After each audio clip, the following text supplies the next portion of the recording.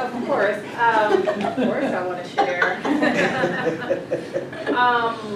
So I see it, from a very personal perspective, of course, the need for this work, and it's long overdue, and it feels sometimes odd that we're beginning to think, that the systems are beginning to think about it in 2018. It feels odd to me sometimes, like, where have you been all my life? But I also will talk about it from the perspective of the work of the DRC. We have a growing number of case requests. The complexity about so many of these cases are rooted in the inequities that these residents have been experiencing their entire lives. Not having access to health care. I'm seeing 2 case referrals right now on my desk today that just came in over the last 2 days. I don't even know how to proceed with that. It is unattended mental health, unattended physical health that has now turned into the question of thriving for very young children. So the referrals were initiated by a hospital. The children were in a hospital. And so I see it in a very deep way that, where do we start? We have to start somewhere to sort of correct thinking, change the thinking so that everyone can have opportunities. And Washtenaw County is great at talking about your zip codes won't define your outcomes, but the cases that come across my desk, so I can decide if we can we really service this, is the question. Brings that phrase to my mind because the zip code, the inequity is determining the outcomes for yet another generation in the family. That's how deep I see it. So I am grateful that the work is getting started, and I'm very anxious. Like, I don't know what pillars of bureaucracy will be there, but I am of the mind today that we really have to work to knock them down. So that there can be a better chance for those to come. So that's much you said. Thank you. Thank you. So hello everyone, my name is Ann Lemler, and this is, like Belinda was saying, kind of part 2 of what was from the part 1 presentation. I don't know, that was a couple months ago, I would say, where I came to share about the work in general. I noticed though that there were so many new faces that I actually just threw in some slides really quickly from that presentation, and I'm hoping to just do a few-minute little background of what that was, because otherwise I think it'll be, just kind of in the clouds.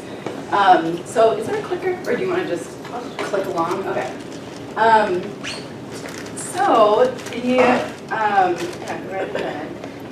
So equity is when neither person's race or address or can predict one's outcome in life. And specifically, racial equity is looking at how do we do interventions, how do we intervene in systems and in policies to change the barriers, to change resource redistribution in order to make sure that outcomes are more equitable. And we focus on racial equity for 3 reasons here at the county. The first is that we know that racial inequity is pervasive, and it is it impacts every indicator, and it is here in Washtenaw County. So it is urgent work.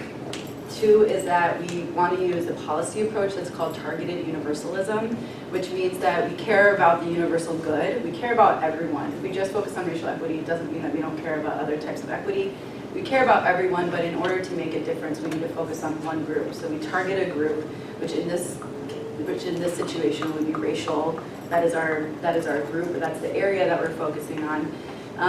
Not necessarily the group of people, but just the area that we focus on, so racial equity, in order to then in order to get to an outcome. Research shows that if you just do kind of a broad approach, that nothing really gets done because it's all too scattered. And then the 3rd reason is just that historically government has been explicitly a part of institutional and structural racism. And so, hello.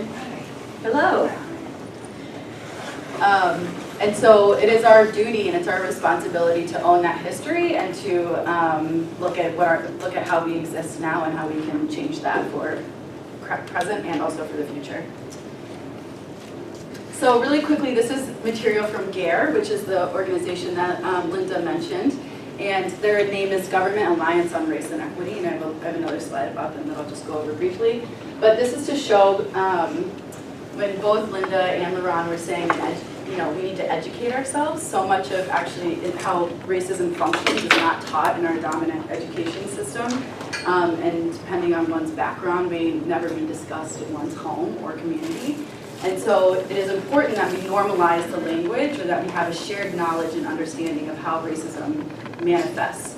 And so GARE has provided these images, and the one on the left actually comes from a working group of law enforcement who's working to advance racial equity across the country.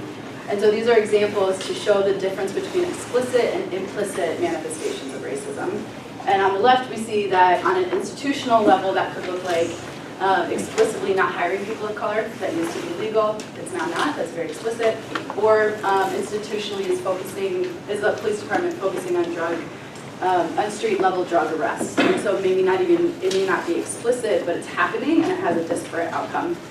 And then on an individual level, that could look like an officer calling someone a derogatory name, so that's explicit, or it might look like they call backup for a person of color without even understanding, their implicit bias and behavior that's happening. So the levels of racism, individual, institutional, and structural, is important to name because often, I think when we talk about racism, it can feel like it's just individual or interpersonal, and people often feel attacked when talking about it. But we are focusing on all three levels and primarily institutional, because that is what the county is an institution. And so the individual level is prejudgment, bias, or discrimination based on race between individuals. Institutional is policies, practices, and procedures that are often inadvertent or unintentional, but that benefit white people compared to people of color. And then structural is the history and current reality of all of those systems and institutions and policies that make up the system that negatively impacts people of color. And so this wheel here is to show that it's all cyclical, it's all connected, and that we as individuals make up institutions, institutions make up structures, and systems and culture, and then that of course impacts us, etc. So that's just a basic, quick 101 racial equity. Go ahead to the next slide. So, and earlier I was saying that part of the responsibility or the urgency around the work is that it impacts all of these indicators for people of color. And so from education to housing to the criminal justice system, and my background's in social work, so looking at that for impacts on the wheel of wellness that impacts every part of who we are as people, whether that's financial or emotional, physical, or social. And we know that, this is just an image of redlining, that there have been historically racially discriminatory practices that have been done here in our county and across the nation, again, by government, and so it is our responsibility to undo that. So, next slide. Oh, my bad. Go ahead. Or I don't know if you're going back or, there we go. So why Washtenaw County is because we know that, racial inequity is happening across the country and it's happening here in our own county.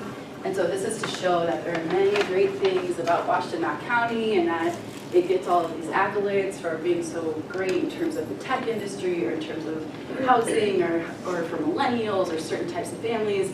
But in reality, that is only for certain people or groups, and we actually also have an experience that is not great for everyone and that is actually harmful. And so Washtenaw County is actually 80 out of 83 for income inequality in the state. We have a racial gap here in Washtenaw County of a 30 to 40 point difference in scores between our zip codes, and that's for students of color versus their white counterparts. Ann Arbor in particular is the 8th most economically segregated city. And yeah, in the state. And then we have an incredible expensive rental market. And so there's other information too, like between two of our zip codes, the life expectancy rate between black men over in Ypsilanti versus white men in Ann Arbor is a 9-year difference. For Latino men, that is a 16-year difference.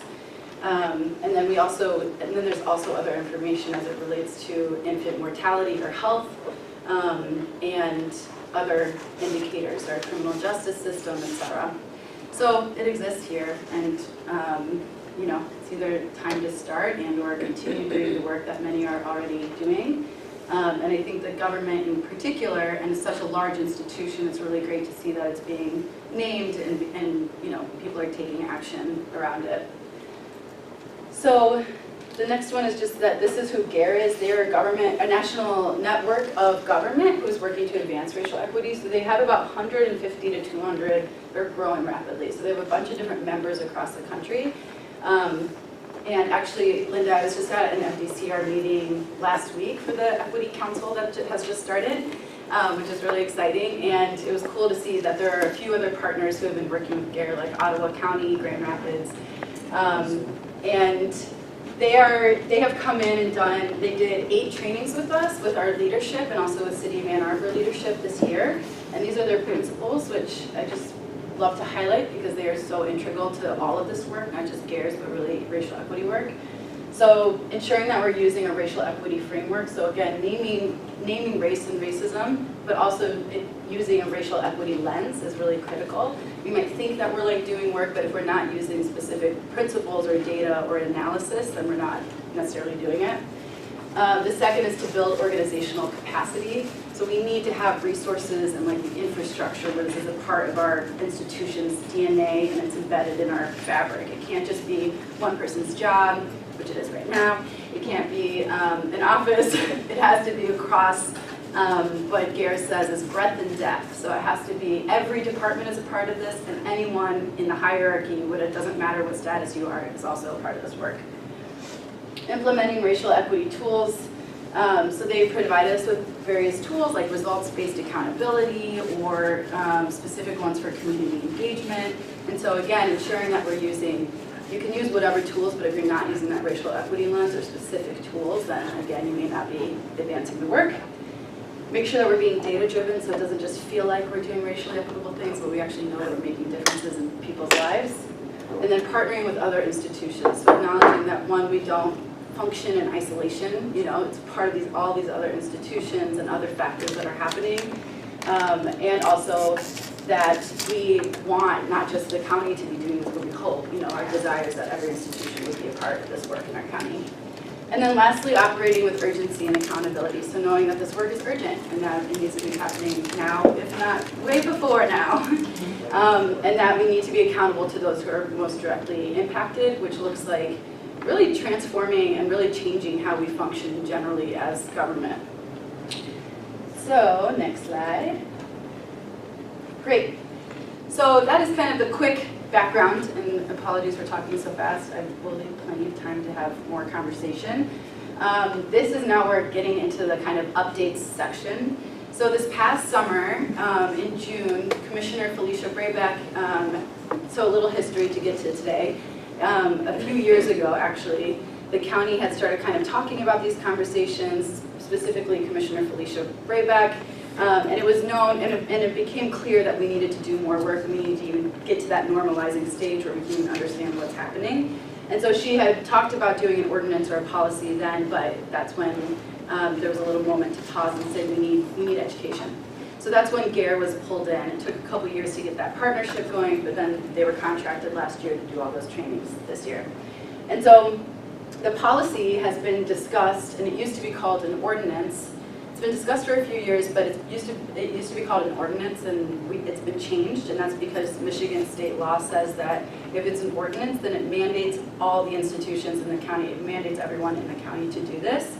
But that is not where we're at right now, and so a policy is actually saying that we as an institution are going to be doing this. Like, this is an internal policy, so no longer is it kind of an external thing. And that's because there's punishment that's associated with that, so if people don't do, you know, if you don't abide by an ordinance, then, I don't know, the typical consequence is like 90 days in jail or something. So, hooray for restorative justice. Which I'll get to about what does accountability actually look like once we start, you know, to do this work. So policy, so Commissioner Brayback and I presented to the Board of Commissioners in June, And then over the summer, we had multiple community sessions to hear from the community what is of interest to them, what do they want to see from the county. And then we wrote this policy. So there was a draft, and you all have a copy in front of you. There was a draft that we had done through all these meetings with staff, community, and other elected officials. We came up with what is before you, which is exciting. That is not, typically done for it to kind of be a co-created document, but this one is.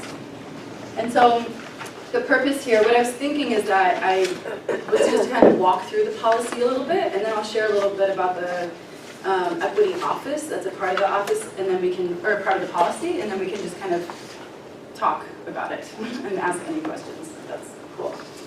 So, and part of what I was thinking too is that, this work is going to take a lot of resources and time, and so I wish I had wild updates for you saying that we've solved all these things, but of course getting a policy through is actually a ton of work. Even with a unanimous vote, it doesn't mean it was unanimous support the entire time. And so I think, the acknowledgement of what it means to be changing these systems that have been, the way that they have been kind of want to maintain, takes a long time. So my updates might feel like small or minimal, but they're actually, I think, pretty significant happenings. So the policy, you'll see, has actually definitions, which I think is really great and is a part of that normalizing part that you were talking about. And those definitions, because so many people have different ideas of what racial equity is or don't even know what it is, or they're never able to identify that. The purpose in the policy is just stating that inequity exists here, we have this responsibility, and that we are committed to really changing that through intentional policy and intervention. It states that we really are focusing on ourselves in order to then hopefully have an impact across the county. It would be the dream to in 10, 15 years or whatever time where every institution in the county has some kind of, declaration and plan for how to change racial inequity within our institution. We got to start somewhere, so we're starting with ourselves. And also that's so that it's not hypocritical. People are, through feedback, heard some feedback well, what about you all? How can you tell other people to do it if you're not even doing it yourselves? Totally legit. So this is an internal focused policy. And then it also names that we will have evaluation processes and accountability systems that will be created, and the charge for an equity office. So the office is really exciting because we can have policies sitting on shelves or we can have dreams, but without the actual people or resources doing it, we won't be able to do it. And I think you can go to yep, you can go ahead to the next slide. So I'll talk a little more about what that office will look like, but first, the meat of the policy is these 3 levels of change. And so I wanted to make sure to do that little recap of presentation 1 because it reflects those 3 levels that we were talking about. So we have the individual and the institutional and the structural. And so we want to make sure, again, we as individuals make up, these institutions and systems, and so we want to make sure that people are going through training and continued education, and that it's part of people's work plans, so that it's actually embedded into their work and that we are accountable to it, which then, is an institutional, which is reflective of what an institutional policy might look like. And so you see here that there's something called Racial Equity Action Plans, and that's a tool that has come from GARE, where the charge of the office is that they will have every department every year come up with an action plan. And so it looks like, what are the issues? What's the data that proves those issues? What are your goals? Who's going to do it? By when? What's your strategy? And then they have to be reported to the Board of Commissioners every year. And the idea is that the office would be there to support people in figuring out what those plans are, and then, figuring and writing those plans, but then also supporting them in enacting the plans, and then ultimately being accountable to those outcomes. That is a ton of work. I'm just feeling already the weight of that for this office. And also there will be just continuous review of all policies and practices. So there's an internal working group that I'll talk about at the end for workforce development right now. And so we are just even beginning to look at what do our exit interviews look like? Is it standardized? How is it standardized? Is there anything related to racial equity? Is it being done in an equitable way in the sense where we know that staff who provide certain types of feedback are being protected? Like what happens to that, information? So just literally going through everything that is happening in the county in that kind of way with that analysis. And that transparency and accountability are huge. So ensuring that the public has the knowledge that they need to hold us accountable, and that often information is not transparent, but that is a key principle to racial equity work. So again, figuring out what are our communication channels. Commissioner Braybeck and I talk a lot about, and she's been, with the government much longer than I have. And so just the excitement around what does it look like to actually be, for our work to be community informed, because that's not typical. It's usually like the staff or elected officials are doing their thing, and then it just, it gets passed, and that's how it's like moving. But this was really informed by community, and so wanting to make sure that that's the work, that it's not just an office that's doing this, but that it's in relationship with community. And then finally, the structural change is looking at largely our accountability systems, but even more largely like how are we, budget is a huge part of changing how resources are distributed. So in our budget process, our quadrennial budget process, but any other budget process that would be using an equity lens, and that we would be ensuring that all of our boards or any kind of community representation has an equity lens and support to it. So just kind of looking at our larger structure and kind of the culture of the organization. So those are the 3 levels of change. And then for the next slide, is that the final part is just saying that this equity office will happen in 2019. And the idea is that there will be an officer and they will have a manager with them, and hopefully with more staff in the future. I did lots of research and talked to about 20 different offices around the country to design what I think would make best sense here in Washtenaw County. And so that really is actually that there should be 4 staff persons, but for right now in the budget, it's written that there would be 2 to start off with. And the budget is probably going to be passed within the next few weeks. So we're just kind of waiting. It's looking good. We haven't heard anything that it should be changed, but the line item right now is just for those 2 people to begin with the idea that over the years it would build into a fuller office. And again, just historically, that depending on like one's relationship to the work, I feel like that could look either like not that big of a deal or a really big deal. When 5 years ago we weren't necessarily able to see this as an issue, and now to say we're actually giving this much money and endorsing an entire office and creating a structure where they will have authority is really awesome and is really significant progress.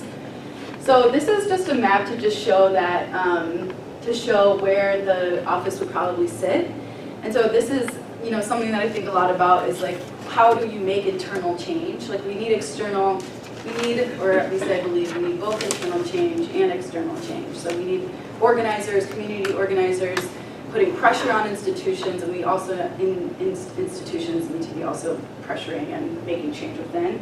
And so what makes it challenging is just, questions like, so who does the office report to?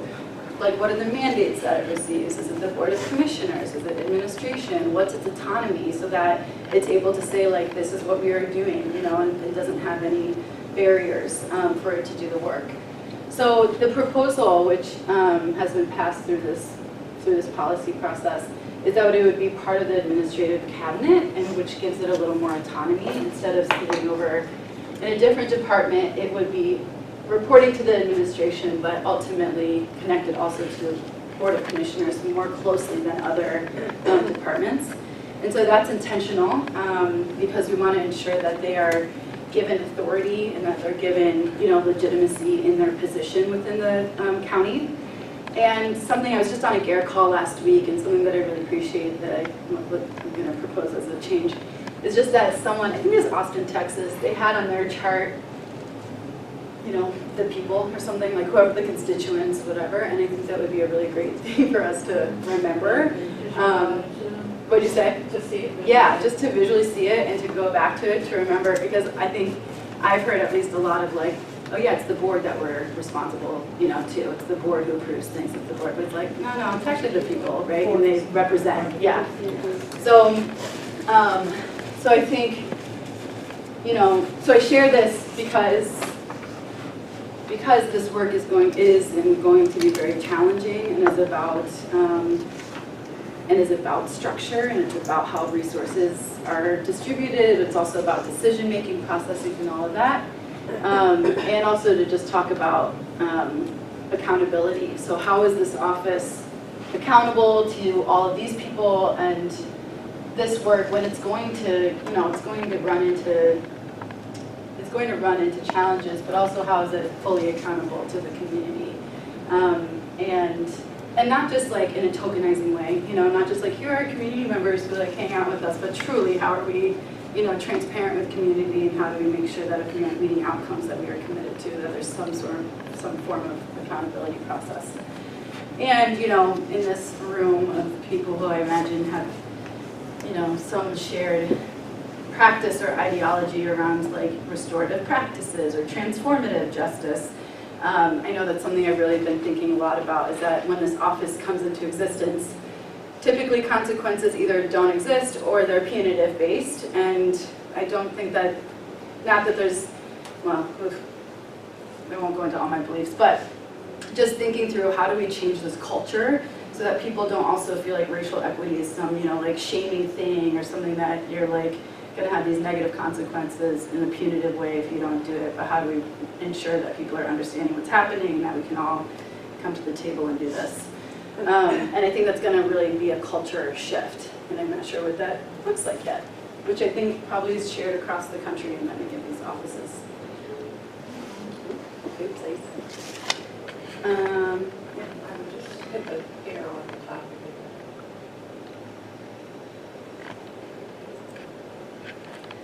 So next,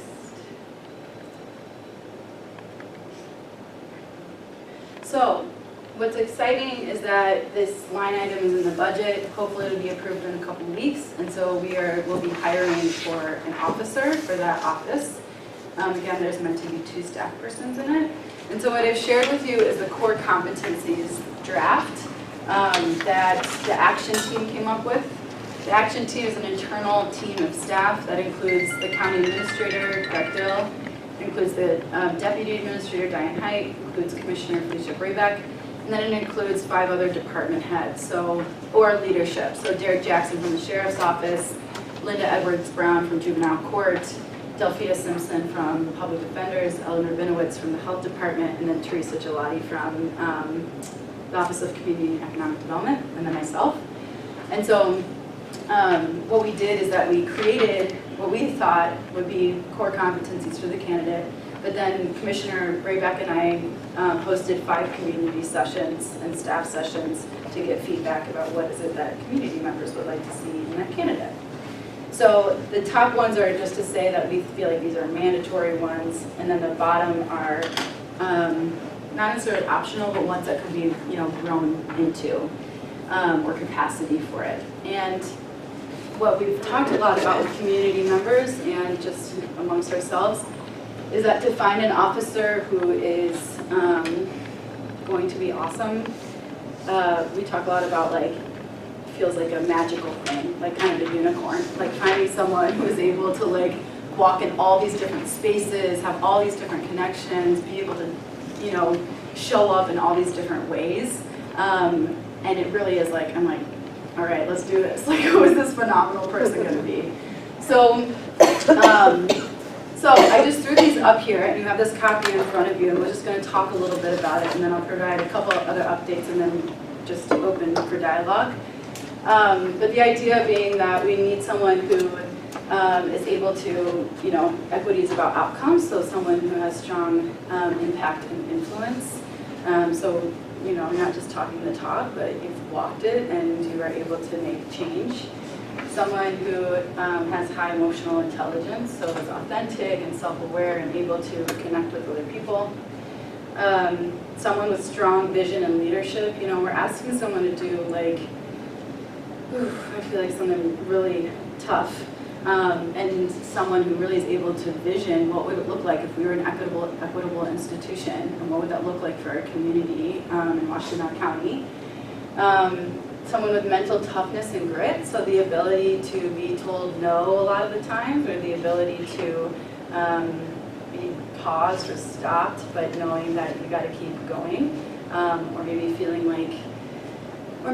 like lots of things are against you, but having the grit to sustain the work.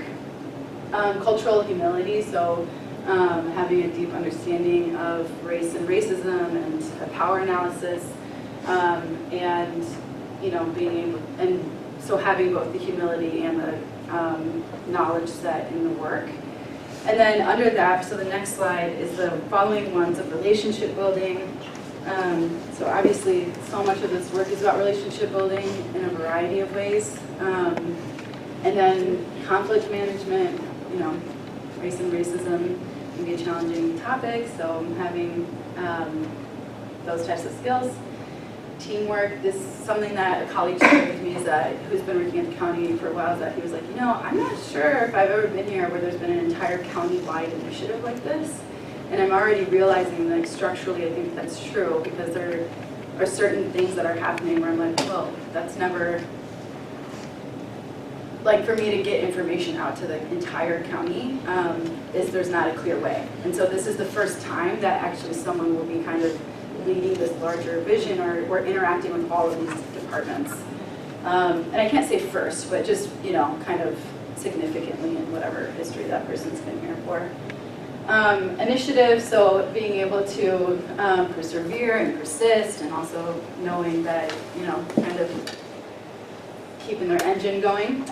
And flexibility, adaptability. So this one, definition maybe needs more work, but also both being able to be flexible, knowing that our the how for how we achieve this work may have to change, knowing that our aim or North Star is what it is, but we might have to, reroute. And also being adaptable, or having skills in being able to be versatile and being able to adapt in whatever environment one is in is really important. Not necessarily adapt to it, but the ability to navigate different types of spaces. So this is what we had come up with. I have a different one that is not public yet, just because we're working on it internally, but it has all the comments from feedback from the community and staff. So people also said they wanted to see on here listening, like a deep listener. They wanted to see on here someone with lots of courage, someone who, let me think. Yeah, just lots of I don't know, they'll probably come to me. And then something else that I thought was interesting that I would be curious if anyone has reflections on, is that this is going to be a national search. And the question of, especially when looking at relationships, or I think even having kind of a power analysis, you can have one broadly, but then also locally, what does that look like? A question about, is this someone who would need to have connections, or an understanding of history here in Washtenaw County and different dynamics that are happening, or is this someone who would be able to learn that, and what would that look like? So I'd be curious to hear any feedback from you all on that. So the next slide is just the final little update, and then we can open it up. Earlier this spring, and I imagine I would have shared this with you all. Yes, I did, at the part one, is that the staff did a survey about racial equity that was administered by GARE. And so they have this survey that they, with their partners, ask to be sent out, and they do the analysis for just a baseline understanding of what is racial equity, so that we have a sense of where is the staff, so that we can do our job better. And so we took that in April and May, got the results, and now I'm going to be going out to all departments this fall to early January to share what those results are. And I'm finding that actually it's going to be, I think, a great time to also share just about the equity work generally, because as I'm learning, we don't have strong communication. We don't have ways for clear communication to all staff, which I was just sharing. So that's just an update. And then the working groups is that we have 2 internal working groups, and one is a training group. And so it's a train-the-trainer model where about 15 staff were trained by GARE and then also by myself to to deliver a 4-hour intro to racial equity curriculum. And so again, the idea being that we need to educate, we need to normalize this, and so that's just one way is to start off with this intro to racial equity content that would be administered to all staff. So this winter we're going to be doing a pilot program for about 1/3 of the staff. It's very exciting. The second thing is that we have a workforce development team that is working internally, and so there's about 18 people on that team from all different departments.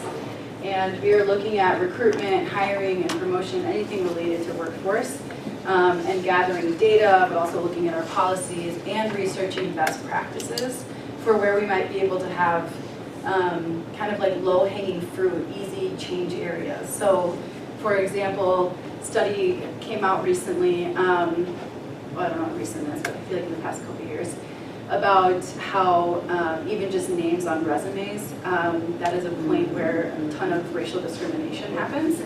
And so actually the best practice is to just take off the name. And so that would be an easy practice to do. What'd you say? Or name your child Charles. Yes. Yeah. So, so things like that. Or just even looking at our hiring teams, you know, who's hiring, what questions are they asking, have they gone through an implicit bias training, all of that. So that is work that we are continuing to do, and I was just sharing with Jermaine, I think, yes, before, that it's an interesting place to be where the office doesn't exist yet, but we want to sustain the momentum that's happened from the GARE trainings, and so there's, you know, there's talk about it, people got excited, and so wanting to like train or wanting to do workforce work, knowing that like this leadership or office is going to be in existence soon and also may have different ideas for what that would look like or whatever. So trying to be smart in how to continue the work with knowing that that's about to happen. So I believe that's it. Yeah, that's it. And yeah, we're just being good. Yeah, questions, answers, dialogue, whatever. Any questions or responses? Yeah. Maybe I'm jumping the gun here, but this is so exciting and it's way, I mean, needed 100 years back. Yeah. But I'm just wondering, we are not in a bubble. This is Washtenaw County. And when you talk about training and so on, are you inviting people from other counties? Because let's face it, all of the state of Michigan needs it. Yeah, totally. I mean, this is very exciting for us here. But this work should not be a bubble. Because there's no physical boundaries. You can be driving and be somewhere else, and we want the whole, you know, state. And how do we compare with other counties and other states? Any idea? Yeah. Can I add something to that, because they're very related and you can answer both questions in one fell swoop. So my question was that you received a training, GARE gave a training to people so that they could deliver a 4-hour what did you say, 4-hour curriculum, racial equity curriculum. So my question was is it specific to this area or is it applicable in general? Yeah. You could keep both those in your mind. Yes, great. So, just writing myself notes. So in regards to the first question, we are just focusing on our institution right now just because of capacity and because, again, the policy is just for our institution, just to start. The idea, though, would be twofold. One is that we are hoping that this will become, so it's called One Community because with the dream that we'll be working with other institutions. So one thing that I think would be so cool for training is that right now we're going to need to train phase 1 is like train all 1,300 staff. Phase 2 is have an orientation or a training that happens every month or whatever where new staff come in and take it. So then the outcome of that is that everyone has been exposed to this information. But then phase 3, maybe simultaneous, is that we would have continued education, knowing that like 4 hours of racial equity doesn't mean that all of a sudden everyone becomes anti-racist and has, you know, an understanding of everything. So knowing that this means a lot of education. But then the other part is what it could look like to say we do this monthly training and it's open to everyone, you know, and not just employees, but we can cap it at 40 people or whatever it is, and it could be open to whomever. I just think that'd be so cool for community education or local, you know, other jurisdictions education. So that's just a dream right now, but I'm hoping that would be a part of the plan. But in terms of wanting the whole state to be a part of it, which of course I'm down with, I think it was really great to go to MDCR's Michigan Department of Civil Rights meeting last week or 2 weeks ago with Commissioner Felicia Braybeck, where it was a room of about 25 people who are all doing equity work in the county. So from Ottawa County, Kent County, Wayne, Macomb, it was just all over. And I feel like there were two sentiments there. One is like, oh God, this is not enough. Like, how is this the only people who are doing this? You know, and obviously it's not the only, but just generally representative of the work. And two was like, okay, we've got some people who are doing it. It was so cool to see that Ottawa is doing this work, especially in such a conservative area. We didn't think we were like that advanced, but actually people were coming up to us like, whoa, you all have a policy? That's incredible. You know, so knowing that I guess we, Washtenaw County, are kind of leaders in the state in this. Use you as a template. Yes, exactly, yep. And, but we also are behind compared to other states, or not even states, but other, you know, jurisdictions across the country. So like King County in Seattle is the, you know, model of this work, and they have been doing this for over 10 plus years, and they have this whole strategic plan that's 30 pages, and like are already, you know, producing, like are already presenting on some of their outcomes. So we are, I've been thinking a lot about it, you know, as this spectrum of like, and even, you know, let's say this is like success, King County is still like over here, because to really make this change is going to be huge. But also we're not over here. We've gone through these hard conversations, you know, which I think is, people are like, when's the needle moving? When are we changing all of these disparities? Which is like, obviously the point, it's so legitimate. And it's like, we just got some elected officials to even have a conversation and to even like vote on something that is controversial. So it's both those things. And I think it felt great to be in a room with local Michigan people, because GARE is often the national group if you go to their conference every year. So tomorrow they're having their conference in Detroit, before the Facing Race conference, which is like the largest gathering of racial equity, racial justice folks across the country. So excited. But this is the first time where we're saying, okay, Michigan, we need to start building our, you know, our team. So I'm hoping that'll happen more, you know, in that way. And then, as it relates to local training, so what we're doing is that we're kind of looking at the training as 3 phases. The first is that, or not phases, sorry, groupings. The first, which is the pilot group this year, is that we're looking at departments that kind of have some level of familiarity with this issue generally.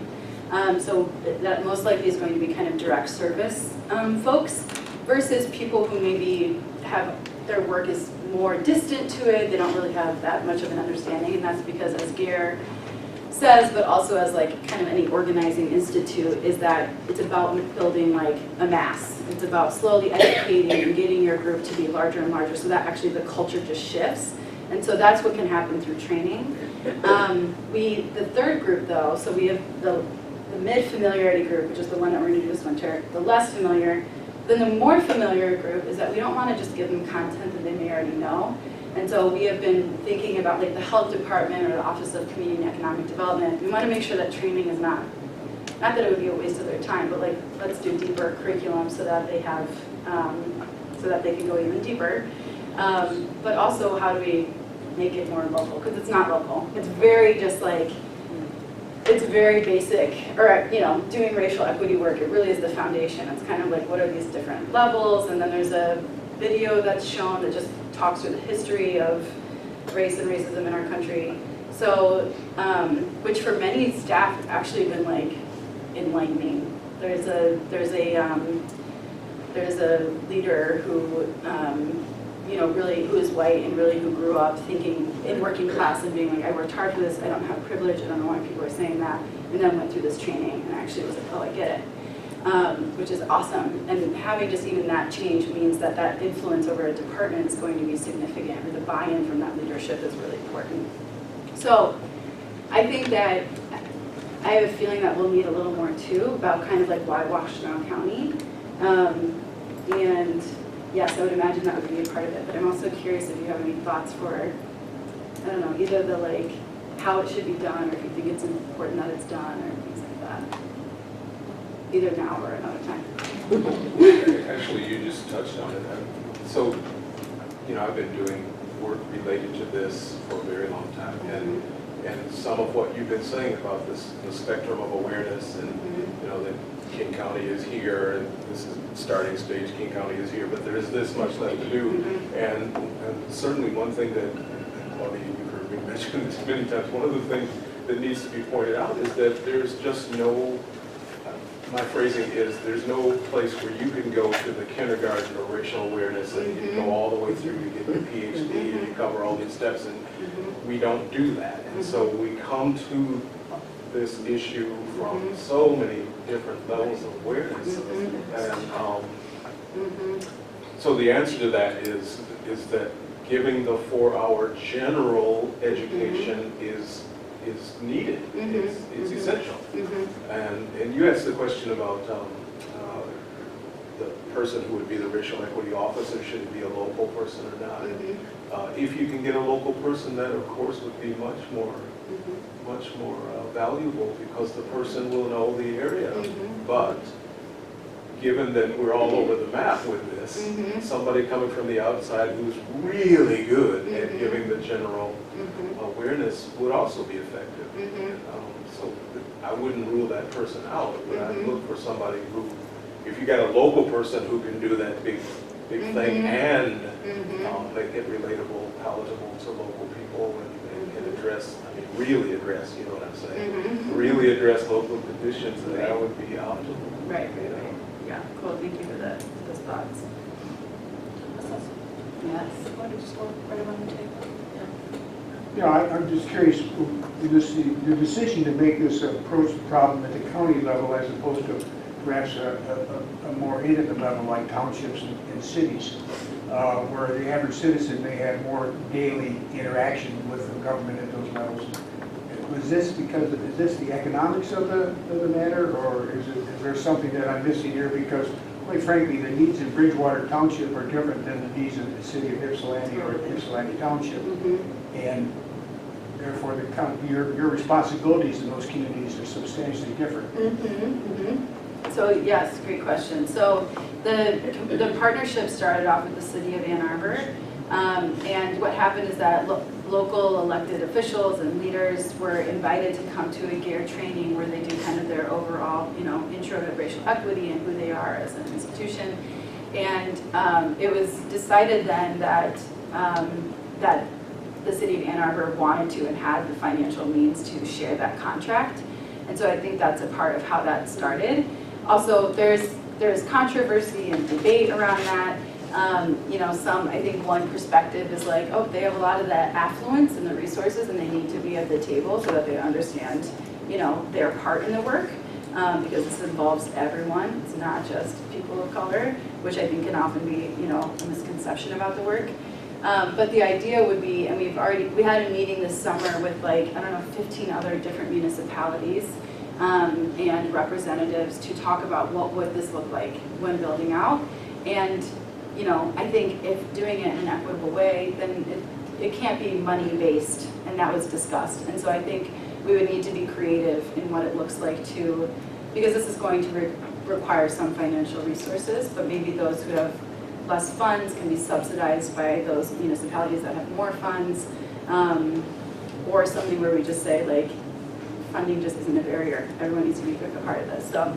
Well, the do-good people of the city of Ann Arbor are always quick to want to fund something that makes them feel good, whether it be downtown Central Park and or more equity for its minorities, which are diminishing. Yeah, so that's a good question, and I would be curious to see how that builds out more. But the idea would be that we, would have more partnerships. Yeah.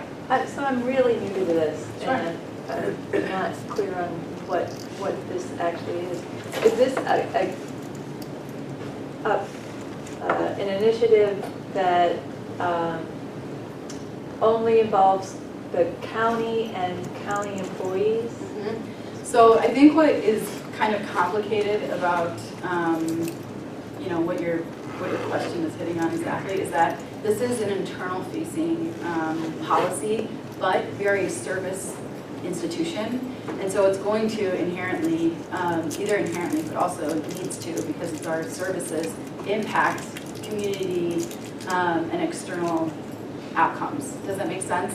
So we're looking at our internal policies and saying, like, what's happening with our hiring, what's happening with our promotion, but we're also saying that life expectancy thing is also ours to be a part of, because we have our community of mental health, we have our Department of Health, and so it'll be asking each department to look at where is racial inequity showing up for them. So in finance, that could be their budget process, you know, or for infrastructure, it could be how do they make decisions about funding certain buildings, right? Not realizing that actually that is totally related to equity. Like, who's getting the nicer stuff in their buildings, right, versus who's not. But then, so that's a little more nuanced, and those are the departments that I think sometimes are a little bit like, wait, how does this apply to us? But then the more clear ones, like the Department of Health or the Office of Community and Economic Development, I would imagine their plans will look both like we need to change our hiring, you know, or we need to change our recruitment in these ways, but we also need to change our services. We need to look at, you know, is it issues of transportation why people aren't coming to their appointments, or is it because of language accessibility or whatever it is. So it's kind of twofold, and I feel like it gets very confusing, you know, because we're not just saying like this is just for our staff. Because we are a service-oriented institution, it also then, of course, impacts community. Was that clarifying a little bit? That's a lot, yeah. Okay. My question has to do with your, you know, you pointed to King County as being way over here. What does that mean? What have they accomplished? Where do we see us trying to get to based on what others have already been able to accomplish? Maybe just describe a little bit what that continuum looks like. So you know, it's like on my to-do list to read their 30-page update that they just released because I'm curious myself. And so what I have gleaned from it is that they have moved at least a little more on some of those larger needle, like moving the needle questions, so changing life expectancy or education outcomes or whatever. They are more there than we are. But what they also have done is that I think what I'm seeing based on all these different offices is that the ability to change their culture so that it's actually community informed and or community led even and transparent is really important. So many of these departments that are further along have created their plans, which are critical. And in those plans, like the Office of Transportation for Portland, Oregon, has this plan that is showing, it's a 5-year strategic plan, and they have all of their outcomes listed out, and then they have a rating for every single year of red, yellow, or green.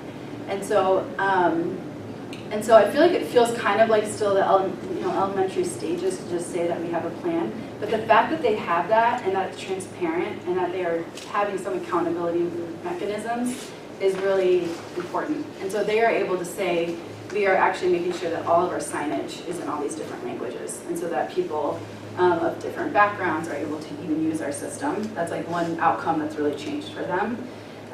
Or we've looked at where are our bus routes and who are we serving and what's the frequency that those buses go at and how do we change that.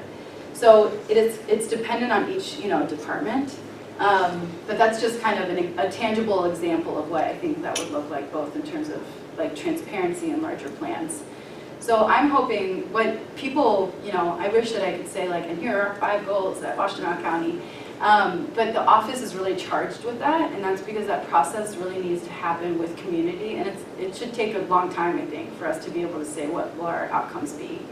And so we've been kind of drafting it just to make it a little more like tangible when people ask, or when commissioners are really asking like, so what is this actually going to do? And it's looking at, it could be looking at for sure our services, so looking at like this infant mortality rate, how are we impacting that? And so very clear things like that. But then it's also asking like, is the tech industry the right industry? Like, who is that employing? How is that employing people? If that is our economy system right now, and it's not actually, employing people of color, then we need to have really serious conversations about that. So it's also asking larger, like true structural, larger questions. I'm not sure if that was helpful. It kind of segues into, I'll ask just two of my questions. So one, the county contracts with a lot of vendors, right? If you think about all the services that they produce in the tech industry, dual security, if you watch the tech industry just sold for billions of dollars, and a small tech firm in Ann Arbor, but they also provide security for the county's IT system. So for those of us who are on the county's email exchange, we encounter dual security, which is why your Comcast doesn't come to our email box all the time.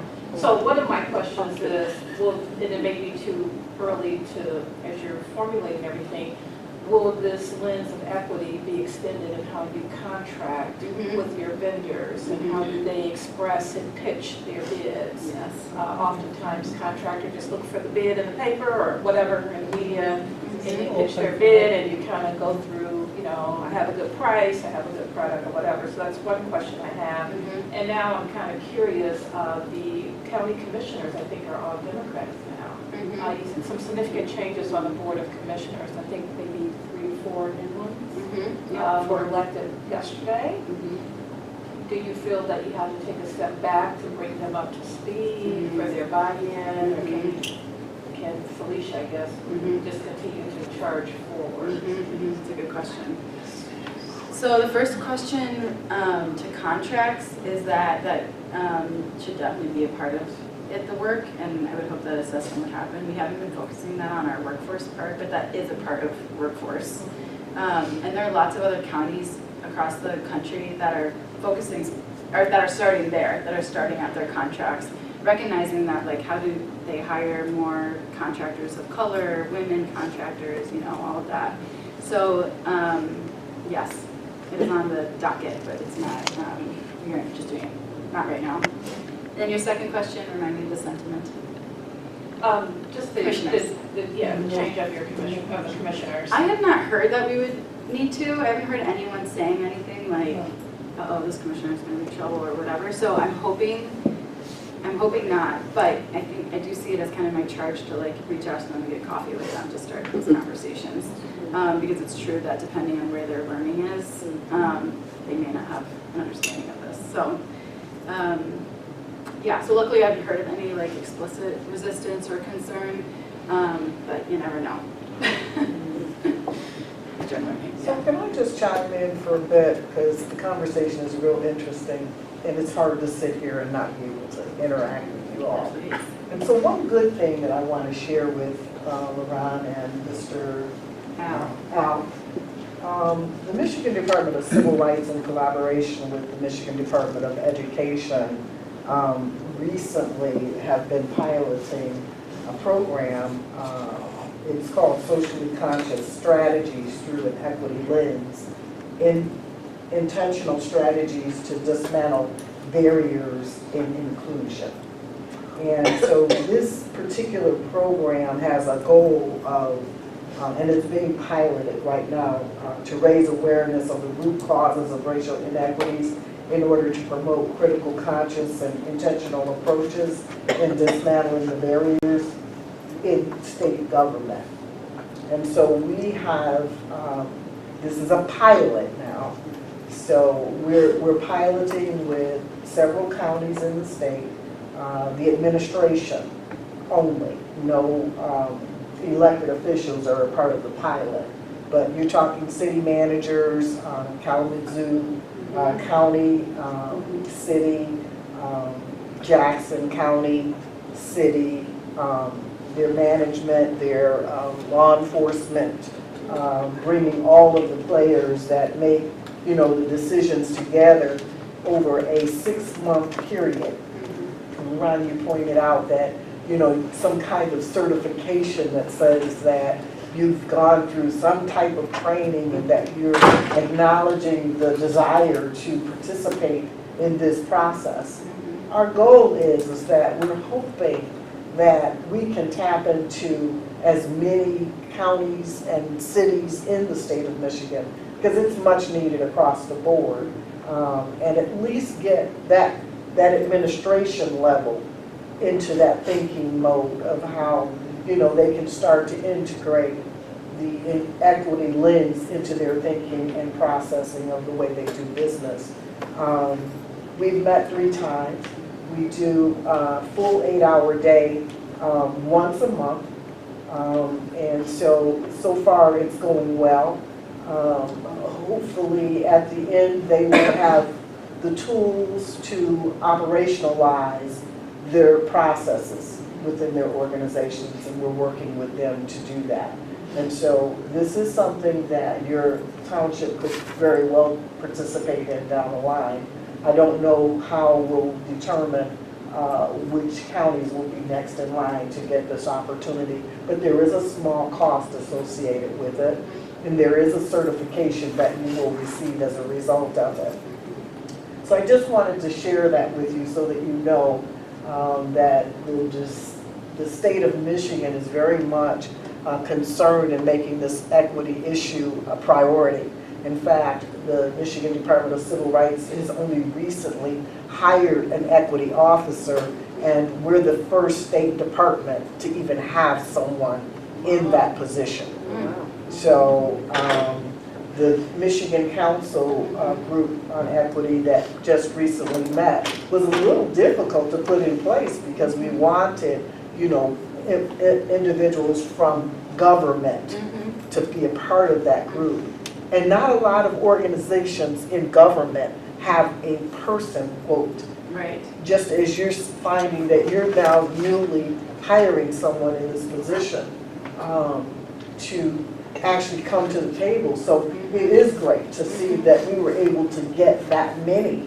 And I'm sure they'll, start to surfacing more as we do more in this area of work. But I wanted to let you all know that the department is very excited and very much interested in bringing equity to all the constituents across the entire state. And then the second thing I wanted to say as it relates to contract compliance. I don't know for sure, but I know several years ago with the passage of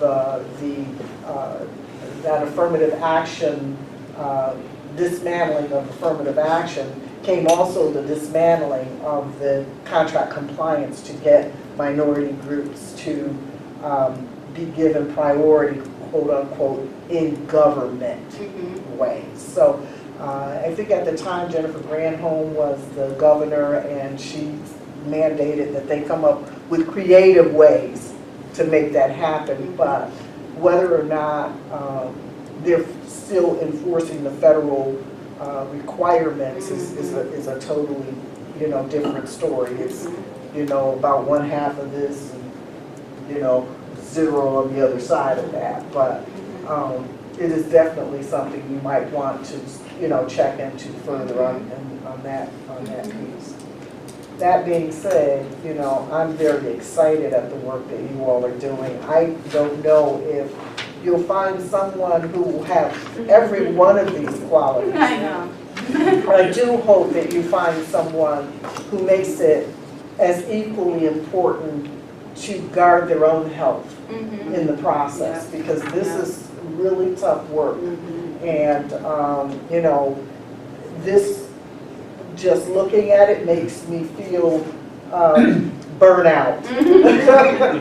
One person office or 2, this is 10 people, this is 10 people all mixed up in one. And so I just know with the work that I do, how difficult, it can be when you're trying to engage folks who aren't, really the heart. It's the heart that you have to get to. One of the things that makes for a good salesperson, a person who can handle rejection. Either ignore it or overlook it and pursue whatever their goals are. You have to deal with rejection. You have to handle your own health, so that's important to me. And a quick question. The first thing that you put is the training that you did with those 6, you said? We have, well, our goal was 50. I think we probably have got about 35 folks that are participating in Now, this pilot. do you have something in place to monitor, like a year from now, results? how, I mean, if this really did anything or not. I Yeah. mean, it sounds good, but we want results. Yeah. We want practices to change. Absolutely, absolutely. The And- culture. Yeah, and that is definitely gonna be something that we're going to write into this pilot program. It's a new program. Again, it's being piloted. It's not official yet. I mean, we're gonna have to tweak it, from this first group going through. They agreed to be a pilot, so that was a big thing. That was a big deal for us to even get them to agree to, come and let's have the hard conversations. Let's do the real work that it's gonna take, and so, so far it's going well. I would say that a big part of even beginning the process is learning how to communicate with one another. When you're talking to one another, to use I statements, is important because it's taking ownership just in the dialogue and the conversation. So it's a process. And again, it's great to put it in writing, but when you really get down to the real work of it, it's hard work. It's hard work. It really is, because people will come and you'll get some people that won't always be sincere. They'll be, disingenuous in their whole being at the table. So you have to learn to deal with that and welcome them so that maybe you can break down that thinking, just by having them in the room. And so it's good work. The King Project is really, I mean, it's the model that, we all look to. And they're doing good work. And I would, suggest that you all go online. They do work around intersectionality as well, and it's good work that they're doing. And, you can see progress there. So it's hope, it gives me hope. Anna said in the next 15 years. Well, I don't have 15 years. To put into the process. We want it yesterday. We'll agree with tomorrow, it's all right. I'm in agreement with Belinda. I mean, we're finally here. I'm in my 39th year in state government this year. We're finally here. Right. So it's been a battle, an uphill battle, in the work. And so it's refreshing to finally see something. Something. We've actually moved it that much now. 39 years? 20, I spent 20 in civil rights. It's hard work. I'm still here, right? Yeah, they don't want to let me go now, right? But I'm telling them, I'm inching my way toward that. I started when I was 2. That's my story. Thank you for sharing. I just wanted to make a comment. I had to step out, so maybe you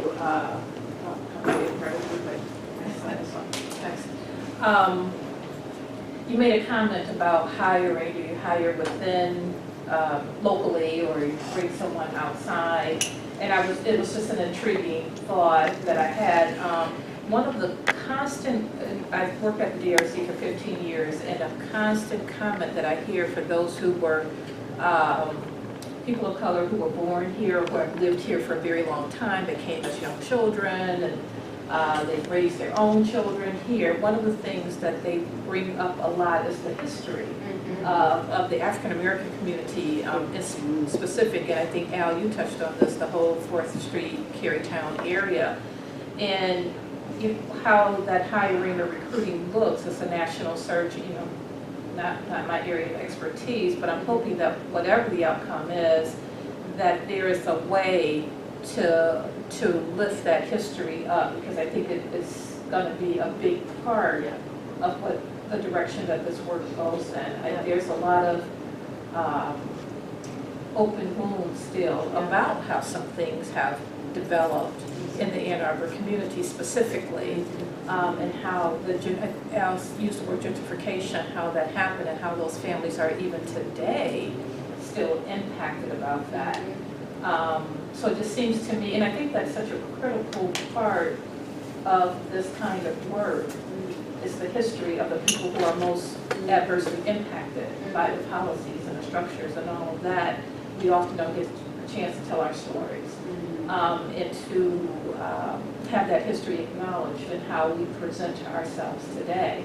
So I'm just hoping that somewhere in the, to me, there's the work of the job description, and there's the work of the heart. Yeah. And I think that there has to be space for those histories. Yeah, thank you.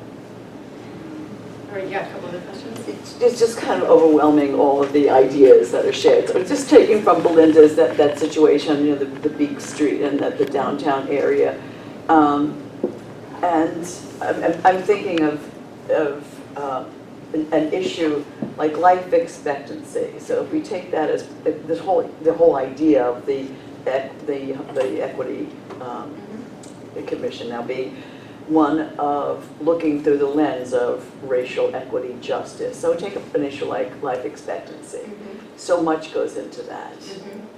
So we take then the K through PhD level, racial justice, understanding racial justice, analysis of the problem. What are the root causes? Then, so now what is the synthesis of this, and what action now gets taken?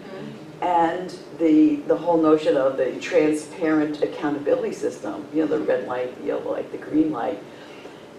And then at the same time, listening to and knowing deeply those stories of the people who were moved out of that, who may be sitting at this table, and the resilience that they still have a picnic every summer together.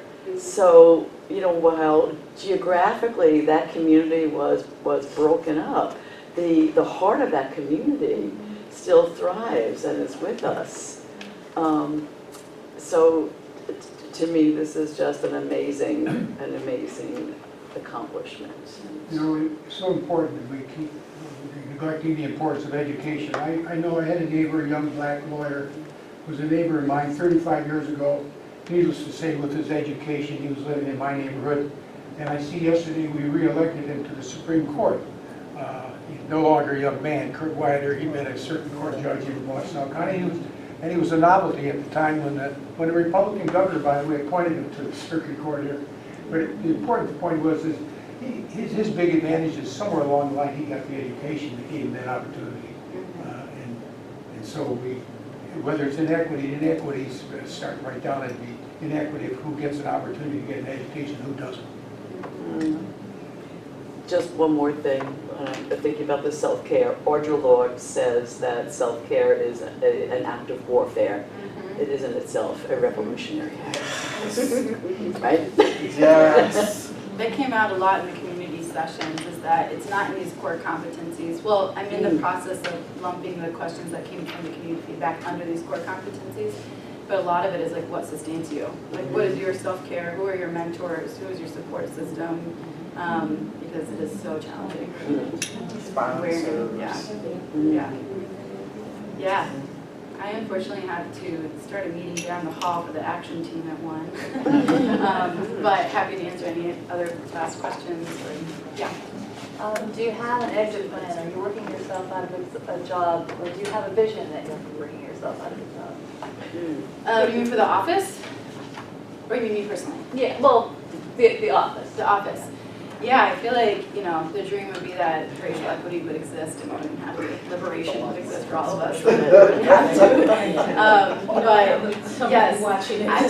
yes, I think that would be awesome. I know as a social worker, I often feel that, like, why do these services have to exist? Why can't we just have a place where people can live and have housing and all these things? So yes, I think down the road, but for now, that's not even in my mind. Just because there's so much to do. Thanks, Dan. Thank you. Yeah, thank you.